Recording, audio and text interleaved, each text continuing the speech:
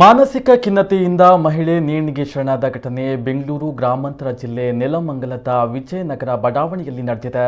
47 ವರ್ಷದ ಮೀನಾ ಆತ್ಮಹತ್ಯೆ ಮಾಡಿಕೊಂಡ ಮಹಿಳೆಯಾಗಿದ್ದಾರೆ.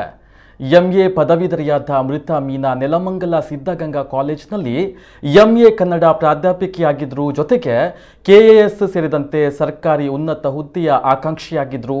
ಆದರೆ ದುರದೃಷ್ಟವಶಾತ್ ಸತತ ಕೆಎಎಸ್ ಪರೀಕ್ಷೆ ಬರೆದು ಅನುತ್ತೀರ್ಣಗೊಂಡಿದ್ರು. ಹೀಗಾಗಿ ಯಾವುದೇ ಕೆಲಸಕ್ಕೆ ಆಯ್ಕೆಯಾಗದ ಹಿನ್ನೆಲೆಯಲ್ಲಿ ಮಾನಸಿಕ ಖಿನ್ನತೆಗೆ ಒಳಗಾಗಿ ಮೀನಾ ಆತ್ಮಹತ್ಯೆಯನ್ನ ಮಾಡಿಕೊಂಡಿದ್ದಾರೆ. ಮನೆಯಲ್ಲಿ ಯಾರೂ ಇಲ್ಲದ ವೇಳೆ ನೇಣು ಬಿಗಿದು ಆತ್ಮಹತ್ಯೆಗೆ ಶರಣಾಗಿದ್ದಾರೆ. ಮೃತ ಮೀನಾಳಿಗೆ 2 ಮಕ್ಕಳಿದ್ದು ದಾಂಪತ್ಯ ಜೀವನ ಕೂಡ ಚೆನ್ನಾಗಿತ್ತು. ಕೆಲ ಸ್ಥಳೀಯರ ಮಾಹಿತಿ ಪ್ರಕಾರ ಸಾಕಷ್ಟು ಜನರಿಗೆ ಹಣದ ಸಹಾಯ ಮಾಡಿದ್ದು ಆ ಹಣವು ವಾಪಸ್ ಬಂದಿರಲಿಲ್ಲ. ಕೇಳಿದ್ರೆ ಲಾಕ್ಡೌನ್ ಕೋವಿಡ್ ಎಂಬ ನೆಪವನ್ನು ಹೇಳ್ತಾ ಇದ್ರು. ಇತ್ತೀಚೆಗೆ ಲೆಕ್ಚರ್ ಹುದ್ದೆಯನ್ನು ತೊರೆದು ಮಕ್ಕಳನ್ನು ನೋಡಿಕೊಳ್ತಾ ಇದ್ರು. ನೆಲಮಂಗಲ ಟೌನ್ ಪೊಲೀಸ್ ಠಾಣೆಯಲ್ಲಿ ಪ್ರಕರಣ ದಾಖಲಾಗಿದೆ. ಮರಣೋತ್ತರ ಪರೀಕ್ಷೆ ನಡೆಸಿ ಮೃತದೇಹ ಕುಟುಂಬದವರಿಗೆ ಹಸ್ತಾಂತರ ಮಾಡಲಾಗಿದೆ.